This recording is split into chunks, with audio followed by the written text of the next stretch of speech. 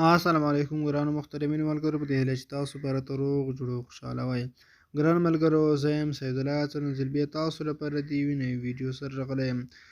ملګرو په نن ویډیو کې تاسو ته درښایم چې موږ څنګه کولی شو چې په خپل موبایل کې د واتساپ ویډیو او آډیو کال خبرې ریکارډ کړو.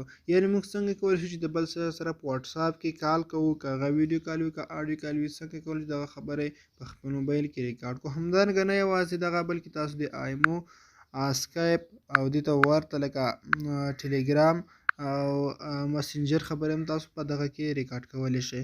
خو شاید دغه طریقه په ځینو موبایلونو کې کار وکړي او ځینو کې نه. نو دې سره په واتساپ کې بالکل صرف د کار کوي. نن ویډیو کې دغه طریقه تاسو ته درښایم. نو ملګرو په ویډیو پیل کوم مخکې له دې چې ویډیو شروع کوم په خورا نه هیله کوم چې که تاسو زموږ په دغه چینل کې نوي یاست نو مهرباني وکړئ زموږ چینل درسره لازمي سبسکرایب کړئ او که څوک ویډیو په پیج باندې ګوري نو هیله ده زموږ پیج هم درسره لایک فالو کړئ. دوستانو دې لپاره تاسو د یو اپلیکیشن ضرورت دی. نو دغه اپلیکیشن به تاسو په خپل موبایل کې انسټالوئ.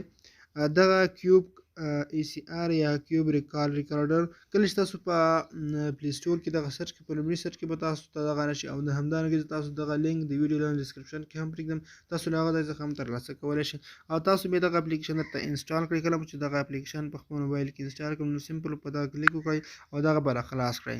کله مو دوستانو دغه راخلاص کړل لومړی یو سیټینګ لږ شان دی غواړي هغه په تاسو ورکړئ، په نیکسټ باندې به کلیک وکړئ. یو څو پرمیشن درنه غواړي دغه پرمیشن به هم تاسو ورکړئ. نو په دلته په الاو اپشن باندې به ورته کلیک وکړئ. د څومره پرمیشن چې غواړي هغه به الاو کړئ، دا پرمیشن به تاسو ورته ورکړئ. کله چې دا پرمیشن ورکړ دلته اکسیسیبیلیټي کې یو بل پرمیشن هم غواړي هغه به هم تاسو ورکړئ. کله مو چې دوستانو دغه پرمیشن ورکړ ګوره زه دغه پرمیشن هم ورکوم نو دا به هم تاسو ورته الاو کړئ. ګورئ دوستانو موږ تر دغه ځایه پورې یو څو پرمیشن ورکړو، په کنټینیو باندې به کلیک وکړئ او تاسو بیا هم په اوکې اپشن باندې ورته کلیک وکړئ.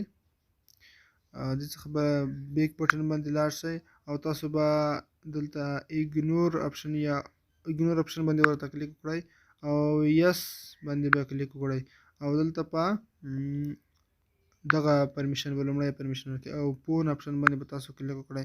او اوس دوستانو دا دی زموږ په موبایل کې دغه اپلیکیشن فعاله شو. زه اوس تاسو طریقه درښایم چې موږ څنګه کولی شو د بل چا ټلیفون واتساپ خبرې ریکارډ کړو. لکه مخکې هم یو زنګ راغلی هغه ما ریکارډ کړی دی. نو دوستانو پورته دلته تاسو یو اپشن راځي ګورئ دغه انیبل دی.